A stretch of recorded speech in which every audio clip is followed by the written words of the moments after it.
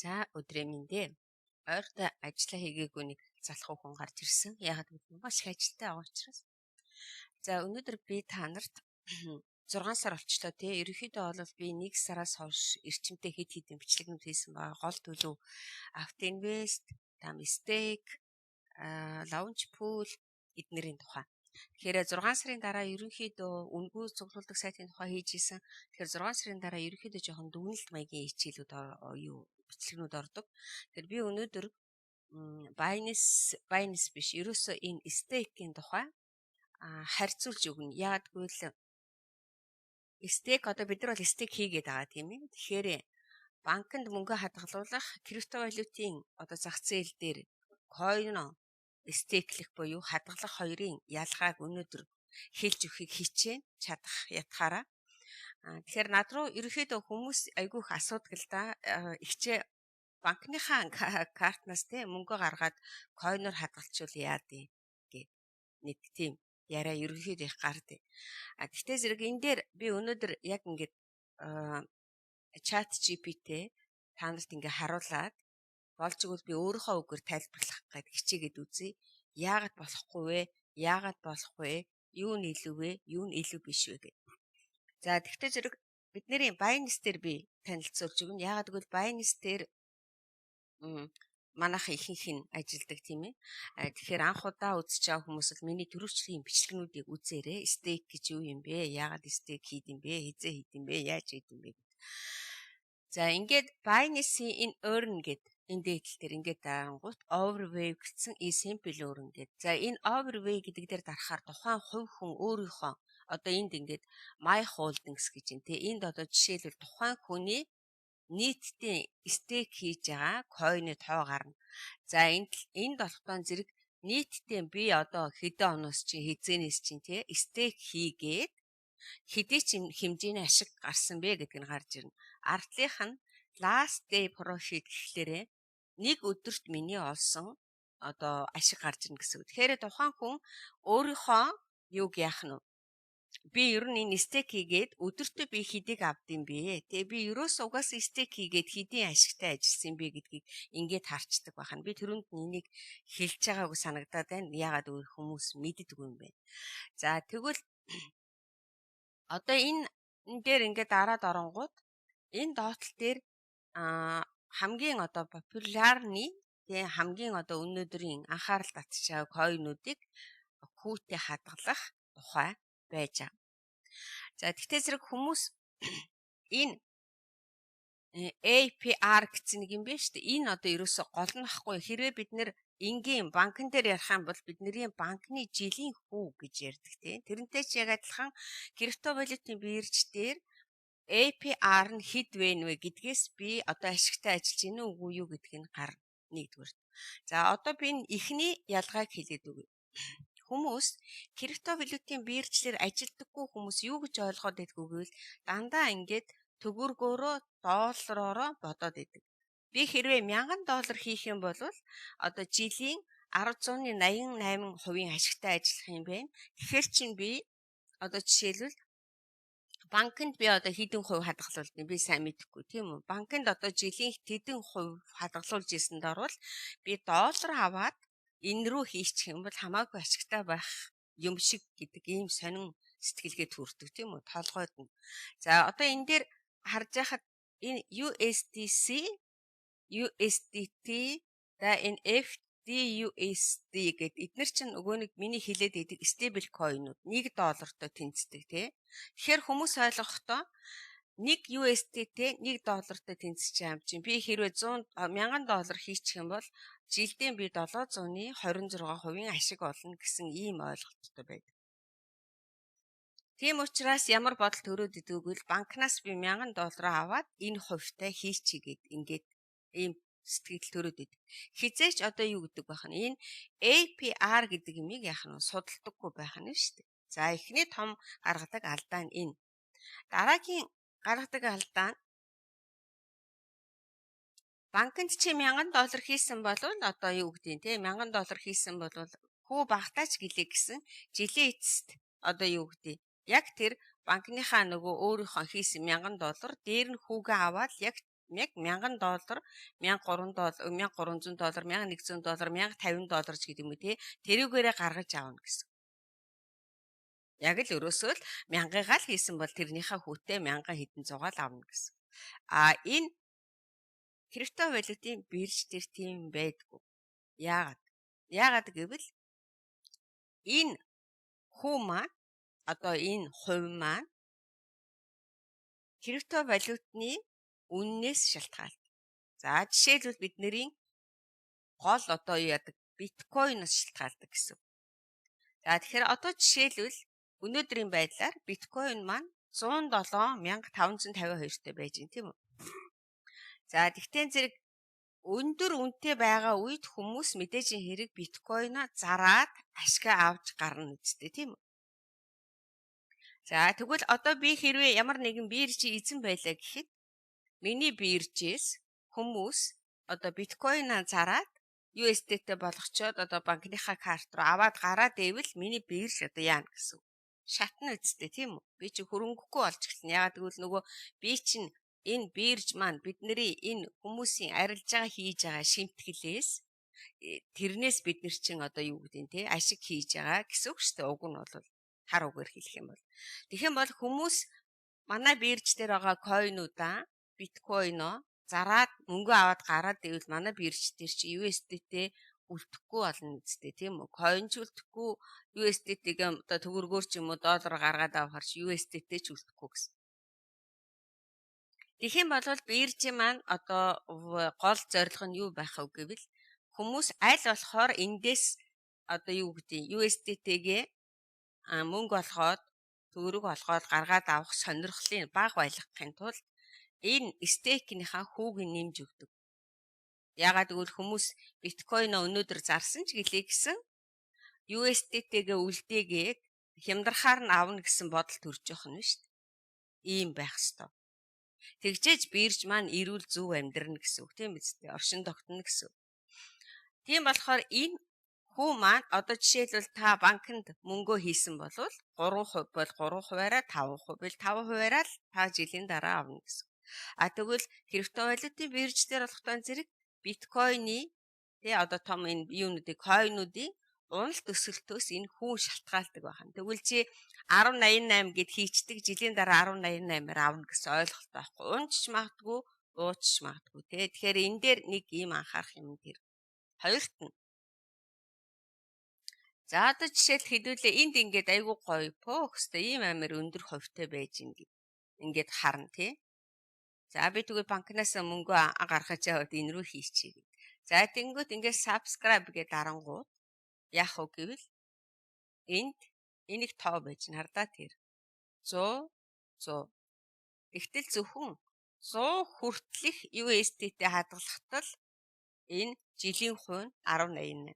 100-аас дээшээ гараа явуучих юм бол 0.88%. Тэгэхээр юу гэсэн үг вэ? Миний түрүү чи яриад байгаа чинь тэр байх нь шүү дээ. USDC-гээ энэ аюу маань Binance одоо авч үлдэхийн тулд хүмүүсийг яах нь ийм өндөр хувьтайгаар USDC-г одоо биржлэрээ байлгуулах сонирхолтой байх.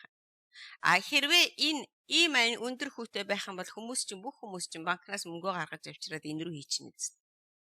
Тэ? Тэгэхээр яг үнэн чанартай бол энэ л ахгүй юу? За тэгвэл одоо хэдүүлээ USDT карэ. Ингээд 723 тий энэ ингээ харъя. Тэгэнгүүт бас ч гэж гайгүй 200 хүртэл 726 тэгээд 200-аас доошо 226. Тэгэхээр яах вэ хүн юу гэж ойлгох нь 200 USDT-г бол харин жилийн 726%-аар хийгээд ингээд цаашаага ингээ хадгалаа яваад байна. Гэтэ эн чинь зөвхөн биткойн өнөөдрийн үнэн дээр л гэсэн үг. Хэрвээ биткойн унаад одоо юу гэдин те 100-аас доош 70-80 хүрээд исэн мүү. Яг хүмүүсийн одоо хүмүүс 170 дээр зараад ашгаа авчаад мөнгөө хадгалаа сууж байгаа гэсэн үг унахын хүлээгээд. За тэгэнгүүт одоо юу гэдин за 90,000 дээр унахад хүмүүс авч эхэлнэ үсттэй. Тэгэхээр тэр хүмүүсийн тэр болтол яах нь вэ? Яг нэг $200 ч гэсэн ийм хувьтай хадгалаад байх боломжтой гэсэн. Тэгэхээр энэ дээр би одоо юу гэж хэлэх гээд байна вэ гэвэл энэ stable coin-ы хувьд яг энэс шалтгаалж крипто валютын энэ APR нь шалтгаалдаг. За тэгвэл coin дээр одоо coin гэхээр өөр болох нь шүү дээ тий. Жишээлбэл USDT-ийн хувьд бол миний сая хийсэн. Тэгвэл coin дээр. За тэгвэл би өнөөдөр та нарт энэ сая би бүр ингээд бэлдээд оруулаад ирлээ. За би энэ дээр ингээд бичсэн ба. Coin-ы APR гэдгийг ингийн үгээр тайлбарлаж өгнө үү гэж хэлсэн. Тэгэхээр энэ юу гэж хэлсэн байна вэ? ChatGPT Монгол хэл дээр жилийн хүүгийн хувь гэсэн утгатай энийн санхүүгийн ертөнцид тэр дундаа крипто coin эсвэл DeFi төвлөрсөн бус одоо бирж санхүүгийн орчинд маш их хэрэглэгддэг гэж байна. За тэгээд энийг нөгөө сая миний хэлсэнтэй stake гэдэг нь. За жишээлбэл чи 100 USDT coin stake хэлэх юм бол харин одоо юу гэдэг APR нь 10% гэж байх юм бол одоо жилийн дараа 110 болно. За энэ бол нэг их ингээд хөөрхөн энгийн үгээр хэлчихэж байгаа тийм үү? Нэг их гоё юм шиг, амархан юм шиг. Гэвтэл үнийн чанар дээрээ энэ маань 10% байна. Юунаас шалтгаалдаг байх нь?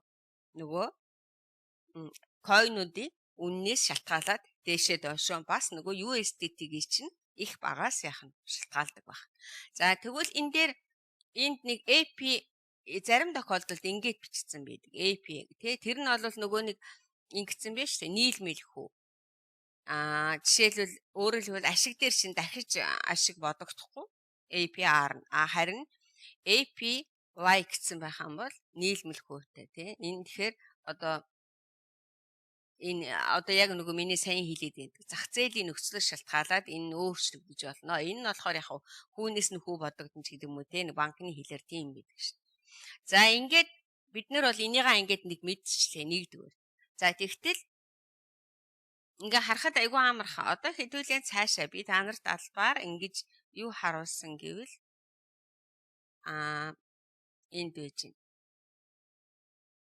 За энэ дээр харьцуулсан юмнууд нь байж байгаа те энийг өөрсдөө та нар үзчихээ. За тэгвэл одоо би ингэж асуусан ба. Хэрвээ би Binance бирж дээр 119 BNB 0.32 APR гээд coin 4 сарын дараа авна гэвэл хэдээр нэмэгдэх вэ гэсэн асуулт асуусан байгаа би.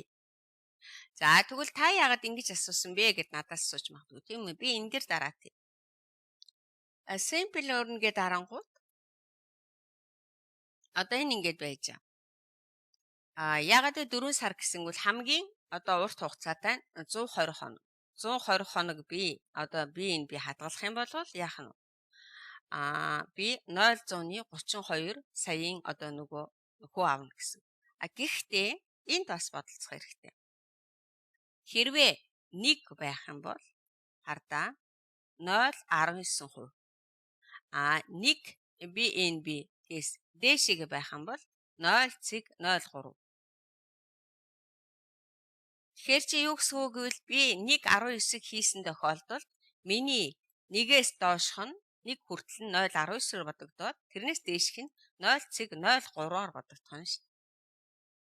Тэгэхээр чин аль болохоор хэрвээ одоо жишээлбэл нэгийг ингэж хийчээд дараагийнх нь харин үлдсэнийг хэдэр хийвэл инхээр бол би тэгэхээр яг ингэж үзээгүй шүү. 90 хоногоор хийх юм бол 0.28-аар нэг хэсгийн 0.32 дээр хийгээд нэг хэсгийн 0.28 дээр хийх ийм вариант байж болох. Нэгдүгээр. Хоёрдугаарт нь гэвэл би одоо нөгөө нэг юун дээр гаргаад ирсэн байгаа тий. Сая нөгөө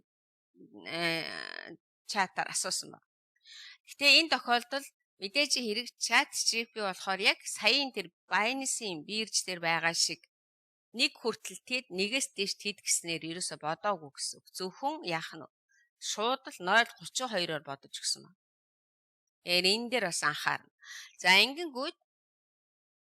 За ингээд одоо жишээлбэл coin BNB 1.19 жилдээ ийм хувьтай 4 сарын хугацаатай. Хэрвээ бид нэр 4 сарынхаа хугацаанаас өмнө гаргаад авчих юм бол энэ хувийг авч чадахгүй. Яагаад гэвэл нөгөө хугацаанаас нь өмнө авах юм бол тий.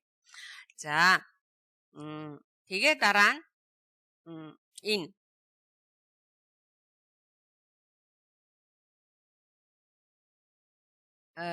жилийн хүүн үндсэн те ингээд ингээд тооцоол ингээ гаргацсан байна. Тэгэхээр ингээд ашиг нь ийм 12 сарын 12 жилдээ хуваагаад те ингээд тооцоос. Энийг та нар өөрсдөө айгүй сайн ажиглана ингээд. За тэгээд үндсэн дүн тэгээд APR тэгээ хугацаа тэгтээ 1 жилийнхаа зөвхөн 4 сар дээр нь бодож өгсөн. За ингээд бодоод явж итэл чинь нийтдээ би 1.19-ийг гэхдээ 1.19 гэхгүй 1 гэж бодвол зөв тийм үү? Яагаад гэвэл нөгөө төрөний миний тайлбарсан чи ашиг нь ийм гарнаа гэд энэ. За одоо энэ дээр чи харин ёстой нөгөө жинхэнэ юу ч гараад ирнэ. Одоо нөгөө нэг яаж би тэгвэл эндээс ашиг олох вэ? За би тэгэхээр төрөний USD-тэй хадгалж байгаа тохиолдолд бол ерөөсөө яг доллар шиг тэгээ 1 USD 1000 USD-тэй хадгалсан бол одоо юу гэдэг 2 USD гэж юм 3 USD гэж юм ингээд ороод ирнэ. Надад бол ерөөсөө ямар ч алдагдал байхгүй. Гэхдээ тэгээд тэрийг гаргаад авчих.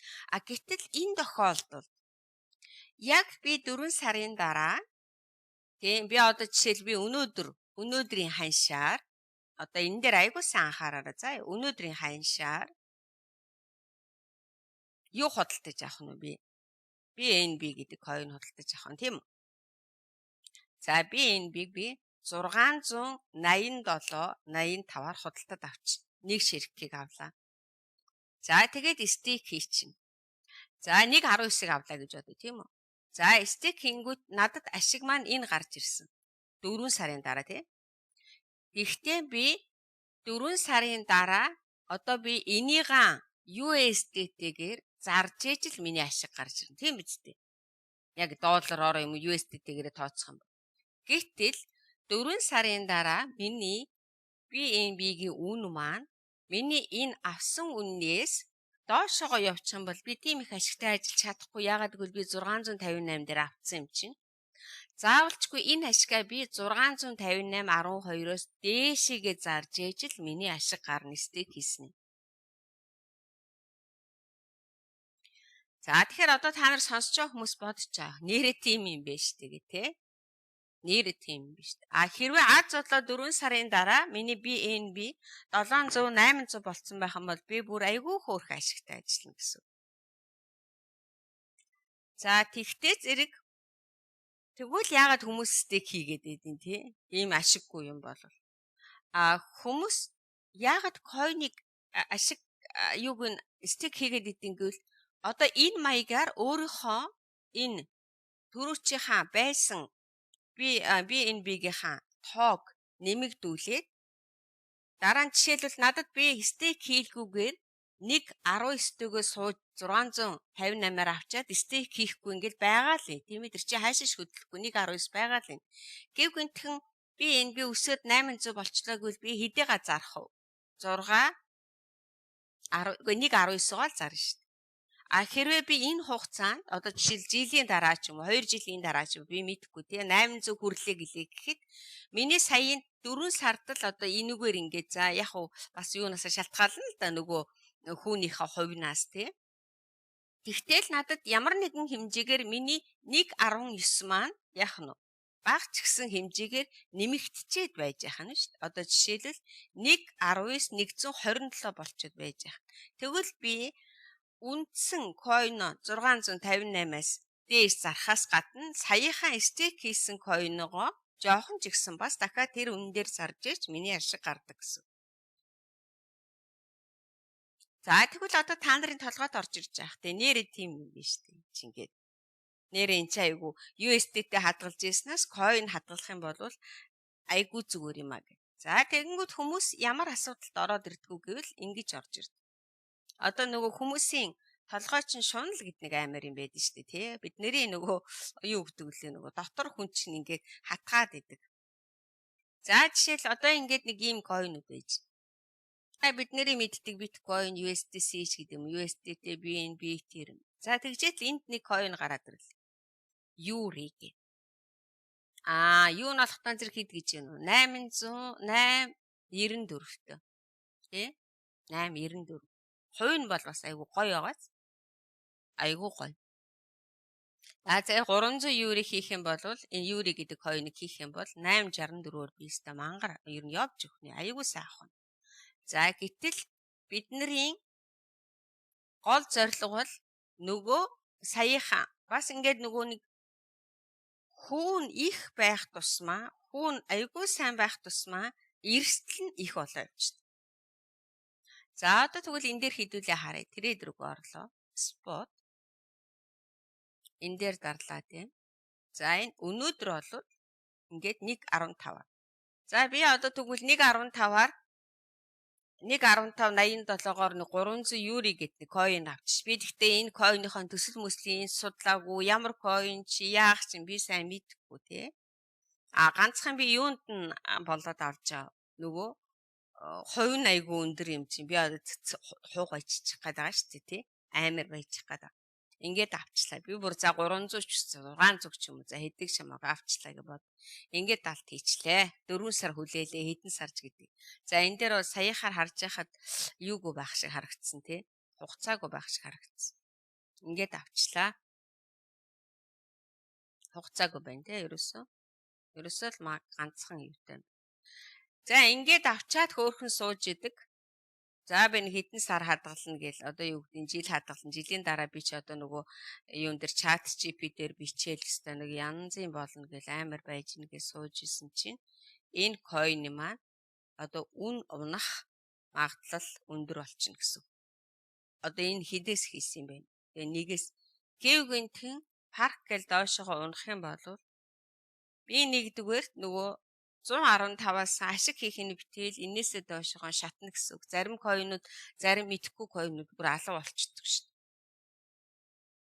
Тэгэхээр чи нөгөө нэг өндөр коин, өндөр юутай хүүтэй стейк хийгээд баячих гэсэн биш. Нөгөө анхныхаа оруулсан 300 гаруй доллароо тэрчгээрээ алдах магадлал айгүй ихтэй. Тэгэхээр хэдий чиний бид нар энэ хүүний энэ процентыг харна өндөр байх тусмаа биднэрт одоо яах нь эрсдэл нь одоо жишээлбэл энэ тардаа тэр 43%, 20% тий одоо жишээлбэл за энэ локтыг хараад хэдүүлээ. Энэ за ингээ 30 хоног хамгийн дээд 150 өдөр 20%. Одоо ёстой нэг алж өгнө гэж орсон чинь нөгөө энэ коин маань өмнө нь унчих юм бол тэгэл өнгөрөө гэсэн. Тэгээ одоо тэр тусмаа та нар энд нэг юм сайн ажигласан баг тий. Одоо хараарай. 120 өдөр 4.59 мөртлөө 150 өдөр 20% байгаа хгүй. Тэгэхээр чи нөгөө миний нөгөө дотоод хүн чинь надад хэлээд дээ шүү. 20% юм биш тий. За давай 150 өдрөөр хийчих. Тэгээ 150 гэж маргал 5 сар. 5 сарын дараа нөгөө коин мөн үнэ нь ямар ч байх юм. Алга болцсон ч байх юм уу тий. Тэгэхээр хэрвээ та төслийн судлаагүй энэ коины тухай огт мэдээгүй болвол ийм одоо өндөр хүүтэй юмд ерөөсөө орж болохгүй. За жишээл энэ baby гэдэг нэг coin энэ хит байлаа. Энэ бас нэг унсан шүү дээ. Яг нөгөө нэг юуны Bybit-ийн юугаар өгсөн санагдаад ах юм. Лаунч пүүлээр өгөөд тий Bybit-ийн лаунч пүүлээр өгөөд тэгээд хідээр гараад хідээр алга болцсон. Би хараад тийм. За Bybit baby гэдэг чинь. За энэ ингээ шууд гараад ир чинь тий. Одоо нөгөө юу шүү гэд айгу эрсдэлтэй шүү гэд ингээ гараад ир чинь. Тэгэхээр чи хардаа та нар энэ 0.3 копи юугаар центр гараад ингэж өсөөд ингээд унтсан тий. Одоо тэгээд уналттай л явж байгаа. Хизээч энэ дээдлийн тэр үнэн дээр очих юм бүү мэд. Ингээ харахад бол 5 цент юм шиг. Гэвч 5 центээс доошоо алга болчих магадгүй. Одоо жишээл график нь бол ерөнхийдөө бараг л одоо үчил байхгүй шүү дээ тий ерөнхийдөө бол. Тэгээ энийх нөгөө нэг юм өн дээр хараад энэ дээр энэ харж болно л да baby гэ тий ер нь юм үг ингээл. Тэгээ төсөл мөсөл нь яасан ийсэн гэ. Энийг юм болол алга болцсон санагдаад бах юм baby гэ. Тэмдэг нь ямар байна вэ? Зураг нь байна уу? Сая baby гэдгээд хэд юм гараад ирэх шиг болсон тийм baby. Нөө baby нэг л юм бэ. Энэ тэгэл нэг ийм гол төлөвл их энэ юунууд ингээд юм тэгэл нэг л мэдэхгүй. Энд чи энэ рүү ч орж ирэх юм хайш юм байна. Энэ хатан аюул жоо. Тэгэхээр энэ одоо жишээл ийм эрсдэлтэй coin дээр бид нэр стейк хийчих юм бол яах нь вэ? Яг одоо энэ байдлаар бас бид нэр стейк өндөр хүүтэй хийх гэж гээд үнийн чанартаа одоо юугаа тэ мөнгөө алдах магадлал эрсдэл айгүй өндөртэй. Тэгэхээр ер нь бол миний байнга ярьдаг хэлдэг юм юу гэвэл хэдий чиний ийм одоо өндөр хүүтэй хэдий чиний хурдан мөнгө олно гэсэн юм болгонууд эсвэл та айгүй хурдан мөнгө олоод айгүй хурдан буцаад гараа явчихдаг. Тэгсэнд орвол энэ зүгээр яхаа би их залуу хүн биш болохоор тэгдэг байж магадгүй. Миний хувьд бол аль болохоор одоо би BNB-г мэдхийн, Ethereum-ыг мэдхийн, одоо биткойныг мэдхийн. За Solana ч гэсэн сүүлийн үед бас жоохон доголдолтоод яагаад гэвэл Solana-гийн сүлжээн дээр хэтэрхий олон хуурамч койнууд гарч ирээд байгаа шүү дээ, токенууд. Тэгэхээр энэ ч гэсэн сүүлийн үед бас асуудалтай болоод байна. Ингээд харахтаа зэрэг зүгээр л нөгөө нэг хэдэн одоо юу гэдэг юм бүр айгүй сайн бүр арай ч алга болчих واخ гэсэн юмнууд дээрээ стейк хийх юм бол би бол айхгүйгээр тий одоо жишээлбэл би биткойн дээр стейк хийгээд орхлоо гэхэд айхгүйгээр ямар ч гэсэн хизээ нэгэн цагт би стейкнээсээ тэр нөгөө стейкер олсон мөнгөө биткойноор USDT-гээр зараад ашиг хийнэ гэж боддог ч юм уу тийм одоо тайван доктортай байх мөнгөнд би айгүй дуртай. Тэрнээс би өнөөдөр айгүйх мөнгө өөр ороод баахан сайхан юу ягаал олоод тэгэл дараа нь шатчихад байх юм бол одоо жилийн хувьд жилээрээ ингээд чи ашигаа тооцох юм бол нөх их айгүйх мөнгө авсан юм шиг мөртлөө алдсан чинь авснаасаа илүү байсан бол тэгэл ямар бүтэн жилийн чинь ашиг ерөөсө гараагүй байна гэсэн үг шүү дээ. Тэгэхээр энэ дээр энэ өөрөн дээр одоо өнөөдөр би та нарт хөөхөн хэлээ тайлбарлаад өгчлөө. Аль болохоор энийг ингэж зөв ойлгож тий юу яах юм байна. За тэгэхээр одоо би ингээд бичлэгээ дүгнээд хэлэхэд банкнд мөнгөө миний зөвлөх юм бол тий би одоо та нарт яагаад гэдгийг өнөөдөр тайлбарлаад өгчлөө. За одоо жишээлбэл энд би бас нэг тооцоо хийсэн. Жишээлбэл одоо 700 USDT-г за энд нэг арай буруу гаргаад өгсөн над. Жишээлбэл 200 USDT-г энийгээр ингээд 4 сар хадгалсан гэж тооцъё гэсэн байгаа би. Яагаад би 200 гэсэн гэвэл нөгөө нэг USDT чинь 200-аас одоо энэ дээр автон зэрэг ингээд тооцсон байна. 700 USDT тэгээ 200 USDT. Тэгэхээр энэ надад ингээд тооцоод өгсөн. Тэгтэл нийтдээ би 200 гээд ингээд нэг 4 сарын дараа бол нэг $21 ашигтай ажиллах юм шиг гаргаж өгсөн байна. Гэхдээ ChatGPT болохоор чинь нөгөө яг юуныг бирж олгон дээр яг ямар өөрийн гэсэн дүрмтэйг мэдэхгүй шүү дээ тийм үү. Тэгэхээр чинь энэ доошогоо би тэгвэл ерөөсөө би 200 USDT ягаад гэвэл 200 USDT-г хадгалах юм бол энэ APR нь ийм болно гэсэн үг тийм үү. Тэгээд хугацаа нь 4 сар гэд хадгалах юм бол ингээд уг нь нийтдээ би 4 сарын дараа $4 USDT 84 авах юм шиг байгаа юм. Тийм үү. Гэхдээ нөгөө миний төрөвчийн хилтгэр чинь 727 маань дээшээгээ ч явчих магадгүй доошоогоо ч явчих магадгүй шүү дээ тий. Тэгэхээр ер нь бол 200-г хадгалахдаа л яах нь 484. USDC болохтой зэрэг хэд байла 100-г хадгалахад одоо хэдүүлээ эндээс харъя. USDT-гийн 100-г хадгалахад 100 хадгалж шигтэй 10.88. FDUSD гэхээр бас 10.88. За одоо энэний хэмжээг нэдүүлээ хараад 300. За одоо тэгвэл USDT 200 хадгалаад USDC 100 хадгалаад FDUSD-г 300 хадгаллаа гэх юм бол $500 хадгалахад яг хөө 4 сарын дараа хэд гарч ирэх нь гэдгийг нөгөө ChatGPT чинь тооцоод бодоод өгч гэнэ шүү дээ. Гэхдээ 4 сарын дараа энэ маань эсвэл би бүр илүү сайн жийж магадгүй эсвэл нэг жоохон дутаж магадгүй. Гэхдээ энэ юугаа нэг л 1081-ээр хийсэн бол өөрчлөхгүй байх шиг байсан санагдчих. Тэгэхээр та нар ChatGPT дээр юу гэж бичих нь үү те? Тэгвэл USD-тэй 200 хэдэн хувьтай? 200-аар л бид нэр бодсон тий. Тэгэх юм бол одоо USDC 100%-аар гээд эсвэл нөгөө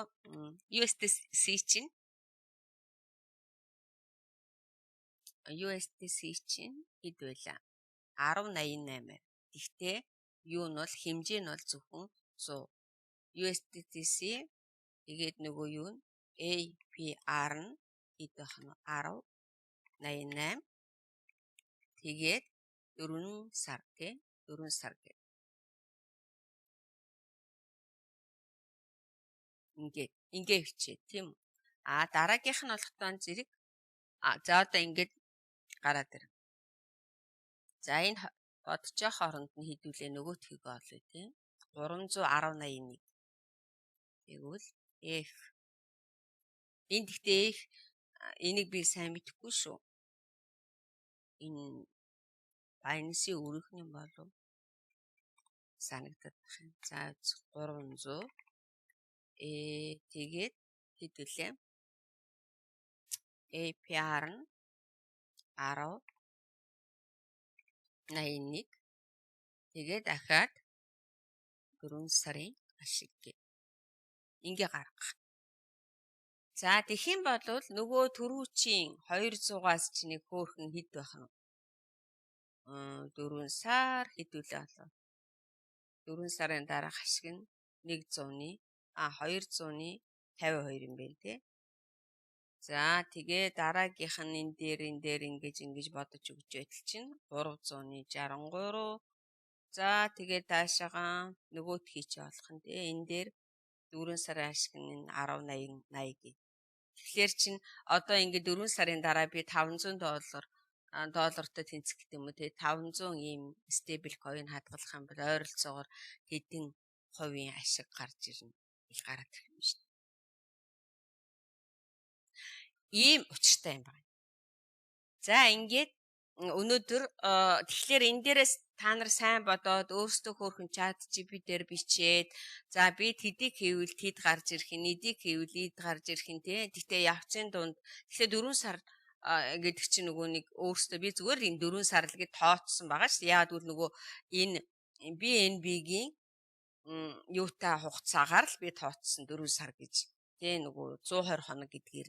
Тэрнээс биш одоо та нар өөрсдөө 4 сар биш 1 сард яг саяын маягаар хадгалахад би хэдэн доллар олох нь вэ? Тэгээ би 500 хэрвээ 1 сарын хугацаатай хадгалах юм бол надад хэдэн ийм стейбл coin орж ирэх нь тооцоолох нь шүү.